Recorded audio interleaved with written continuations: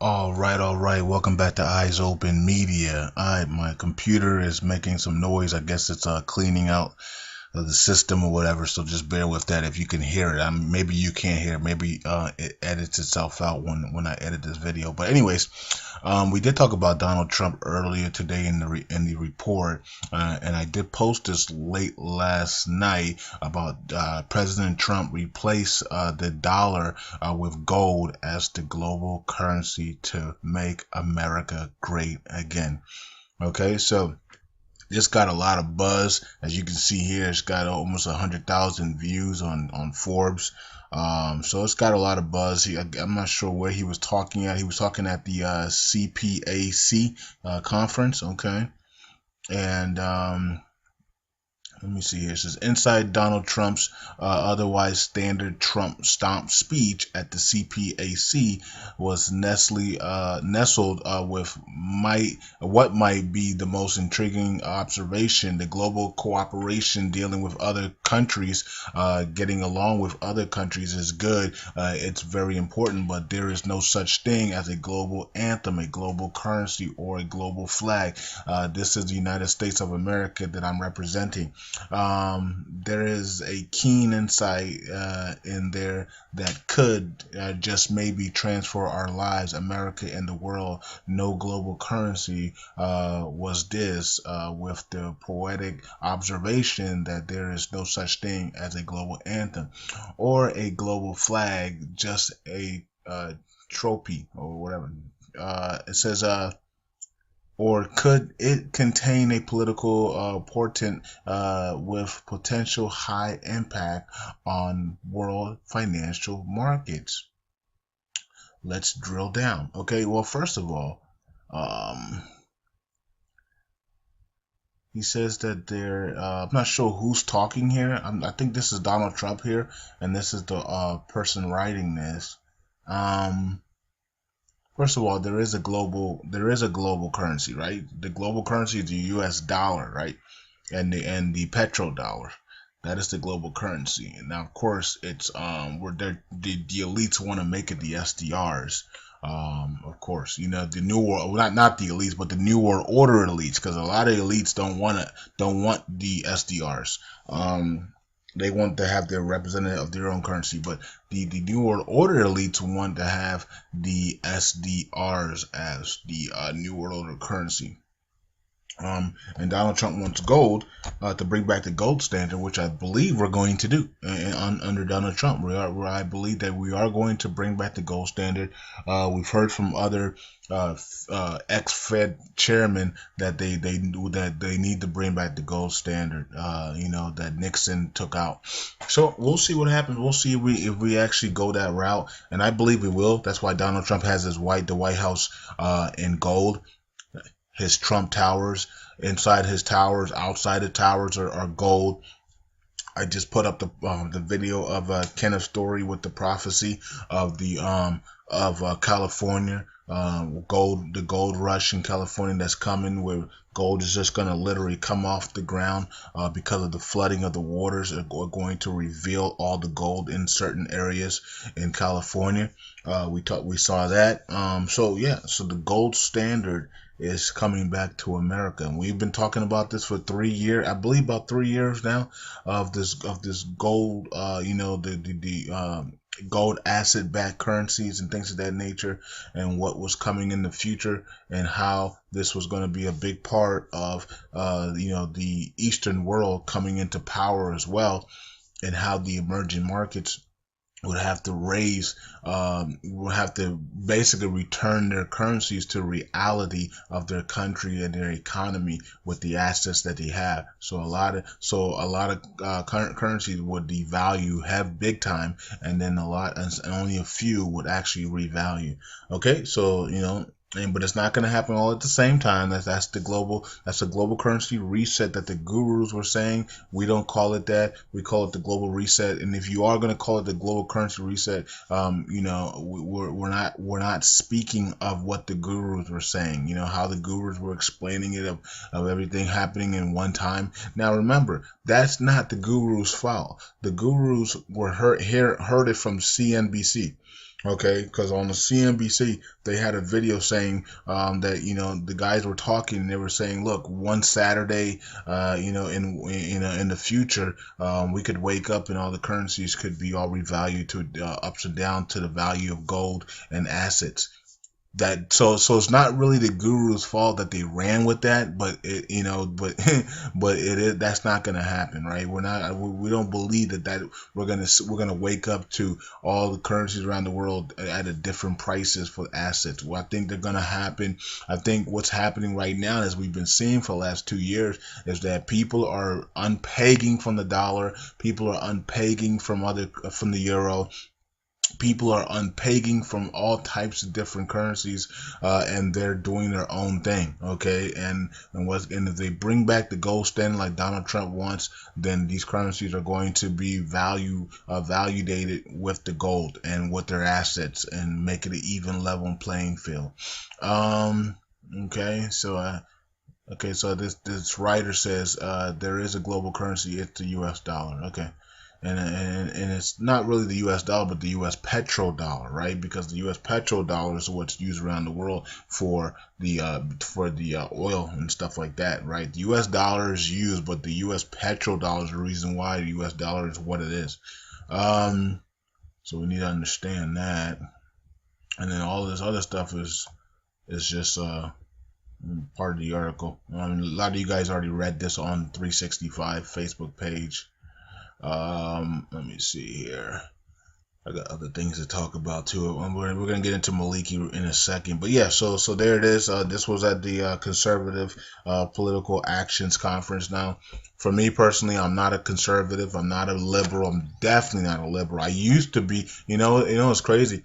When I thought I remember. I'm trying to remember if I signed up as a registered independent or Democrat first.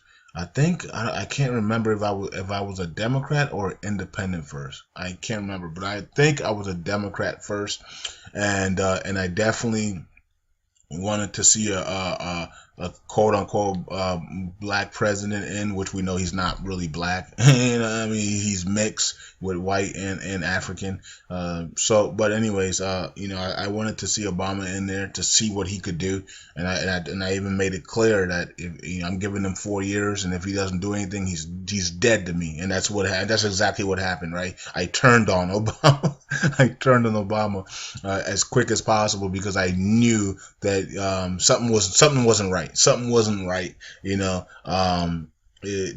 hoods were still broken and poor, and everything was still the same. And I was like, but the LGBT were getting a lot of funding, and other countries overseas were getting were receiving all our weapons. Our military was shrinking. And I was like, wait a minute, something's not right here. So I started going against Obama because of the things that he was doing. Not him personally. I don't have a problem with him personally. I don't know him. I go against his executive orders, his foreign policies, and his laws. That's it. Same thing with Donald Trump. I don't know Donald Trump personally. I'm only looking at his executive orders, his laws, and his foreign policies. So far, so good on that. You know what I mean? And if it turns out bad, I'm going after him. I don't care what people think. You know what I mean? That's just me. So that was the case with that, and then I didn't vote the second time for Obama, of course, because I was going after him, and I think I registered as independent after that. But I am an independent. I'm not a liberal. I'm not a conservative. I'm an independent. I made that mistake by being a Democrat and not knowing the history of the Democrats. Jesus Christ! If I had studied the history of Democrats, I would never have been a Democrat. I would never have registered. I don't even think I registered a Democrat. I think I registered independent and voted for Barack Obama. I think that's what I did. I can't remember. But anyways, I repented for that. I repented for that, and I didn't vote for him the second time because I was at war against him, and didn't vote for Trump either. So you know what I mean. So I'm right in the middle. I don't, I just want to see your actions, and I want to protect the American people. That's it. And if we don't see that, we go after them. If we do see that, then everything's good. So yeah.